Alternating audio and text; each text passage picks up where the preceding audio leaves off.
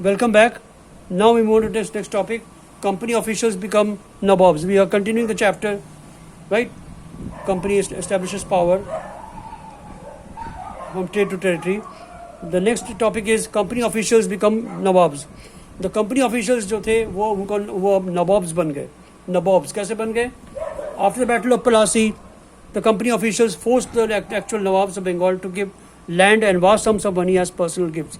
Battle of Plassey के बाद जो कंपनी ऑफिशियल्स थे वो नवाब जो थे बंगाल के उनको उनके ऊपर दबाव डालने लगे, प्रेशर डालने लगे कि वो अब जो है आप मुझे अपना लैंड दीजिए और सम्स ऑफ मनी दीजिए एज पर्सनल गिफ्ट के लिए. When Robert Clive left India his Indian Fortune was over 401,102 pound. मतलब इतना वो रिच हो गए. क्यों?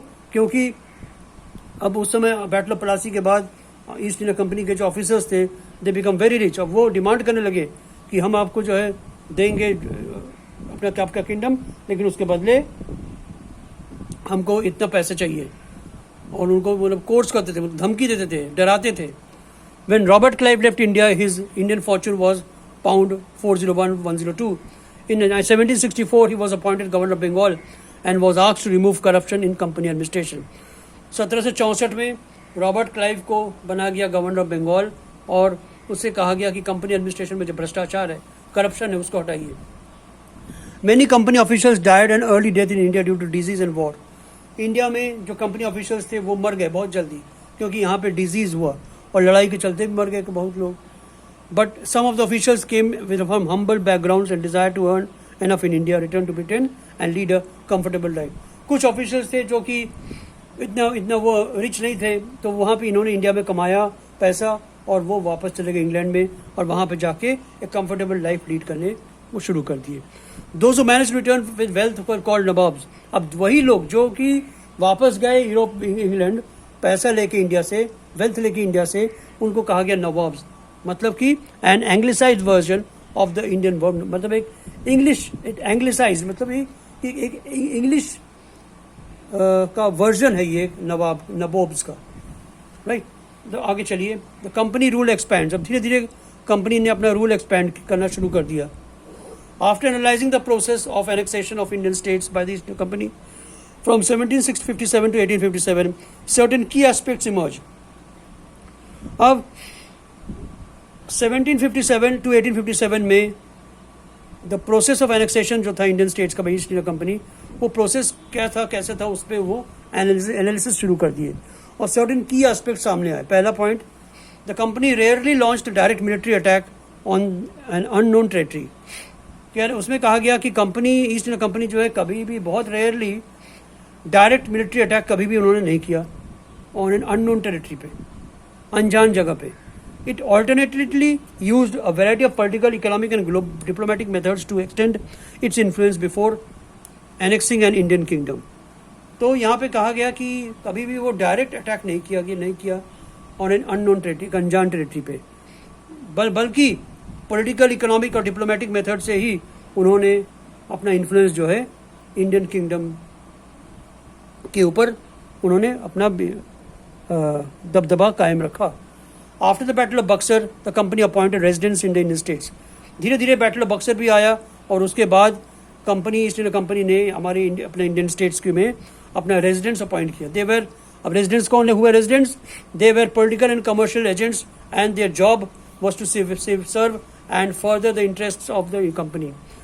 अब बैटल ऑफ बक्सर के बाद the company appointed residents in Indian states. और कंपनी ने इंडियन स्टेट्स में रेजिडेंट्स को अपॉइंट किया. इनका काम था कि they were only acting as commercial and political agents of East India Company and their job was to serve and further interest of the company. Company का जो इंटरेस्ट है उसको प्रोटेक्ट करना और उस इंटरेस्ट को आगे बढ़ाना. ठीक, इसी के चलते एक अलायंस आई, subsidiary alliance. Subsidiary alliance means that Indian rulers were not allowed to have their independent armed forces. Subsidiary alliance एक ऐसा अलायंस था जिसके द्वारा कोई भी इंडियन रूलर्स के पास अपना इंडिपेंडेंट आर्म्ड फोर्स नहीं होगा. They were to protected by the company only. Company ने उनको प्रोटेक्शन देगा but they had to pay for the subsidiary forces.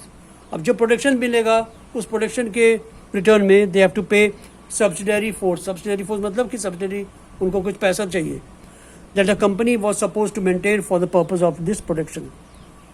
If the Indian rulers failed to make the payment, then part of the territory was taken away as a penalty. So, subsidiary alliance means that Indian rulers were not allowed to have their own independent armed forces. They were to be protected by the company, but they had to pay for the subsidiary forces that the company was supposed to maintain for the purpose of this protection. तो एक तो यहाँ पे कहा गया कि Indian rulers के पास they were not allowed to have the independent armed forces. They were protected by the company, but had to pay for the subsidiary forces. So ये subsidiary forces क्या है? That the company forces that the company was supposed to maintain for the purpose of the protection to Indian rulers. If the Indian rulers failed to make the payment, then part of the territory was taken away as penalty. जुर्माना के तौर पे थोड़ा सा a part of the territory was taken away as penalty.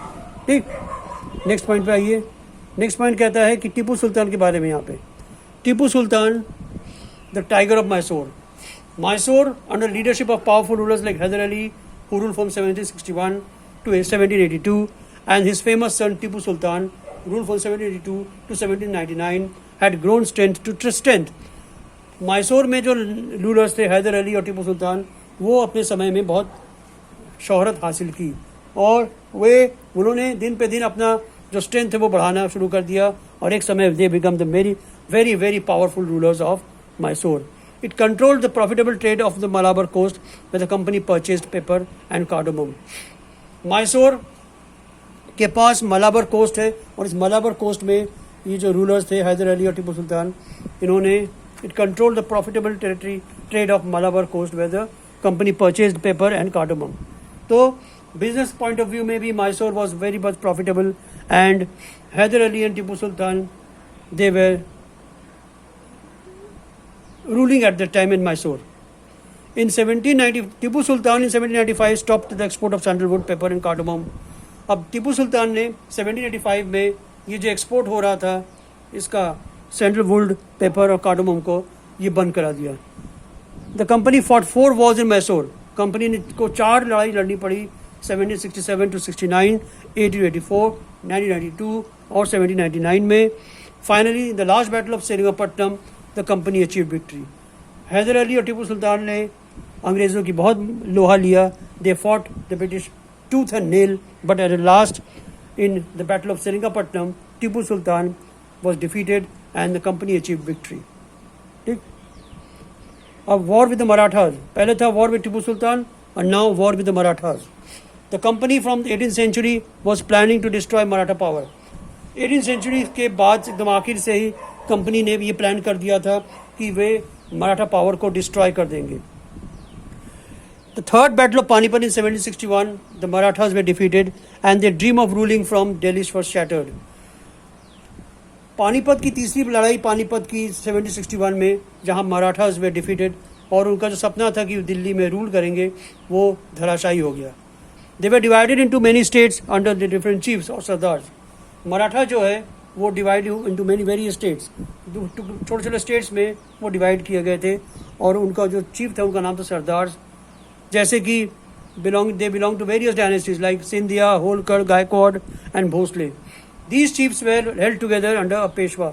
ये जो chiefs थे जैसे सरदार थे सिंधिया, होसले, गायकवाड़, भोसले या होलकर, इनके ऊपर एक पेशवा था जिसका नाम था principal minister who became its very active military, very effective military and administrative head Pune and Bale.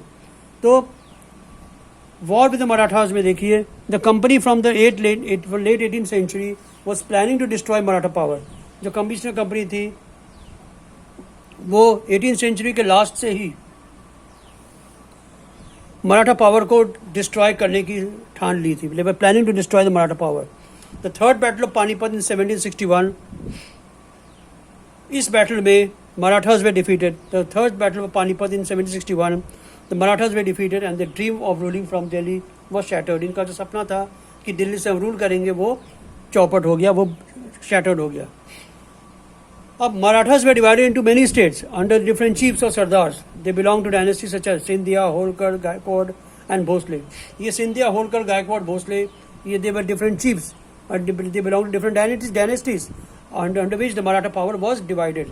These chiefs were held together under a Peshwa. ये जो chiefs थे, सरदार थे, इनके ऊपर एक पेशवा था जिसका नाम है principal ministers, who became its effective military and administrative head based in Pune.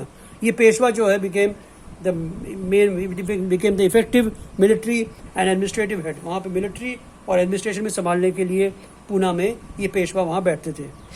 Marathas were indulged in series of war. Marathas भी बहुत बहादुर थे, as like टीपू सुल्तान, और they were indulged in series of wars with the British.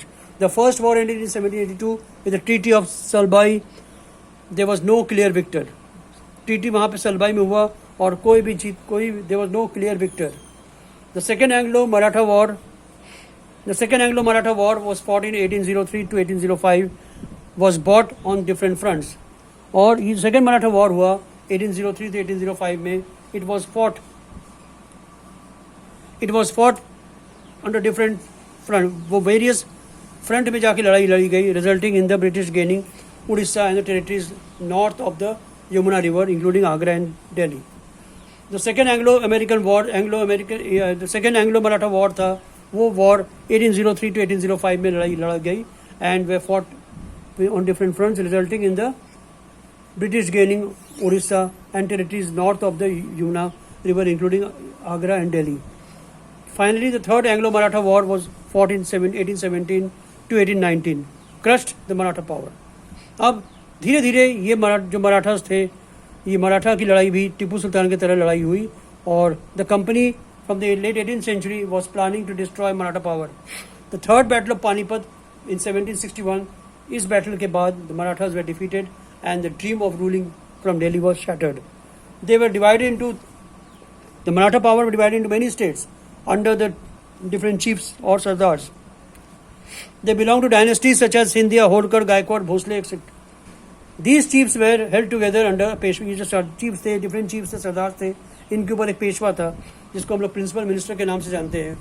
और ये है पेशवा या principal minister. He became its effective military and administrative head based in Pune.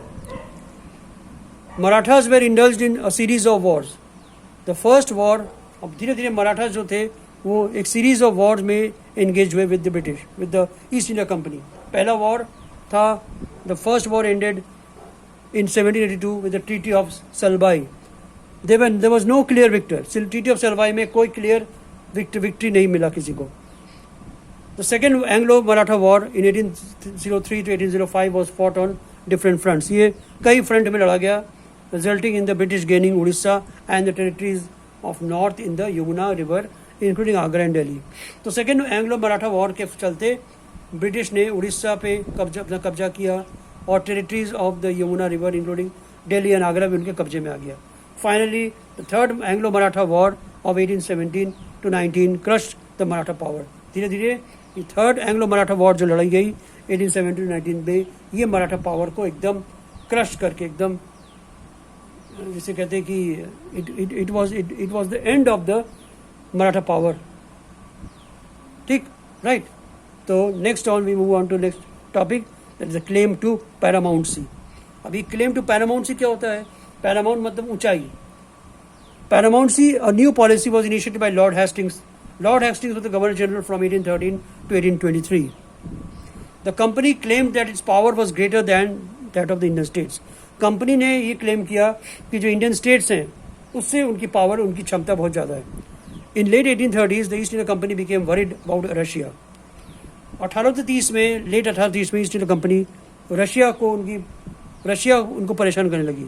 Became worried about Russia. It imagined that Russia might expand across Asia and into India from the northwest. उन्होंने ये दिमाग में उनका आया या कहीं से उनको सूचना मिली थी कि रशिया भी might expand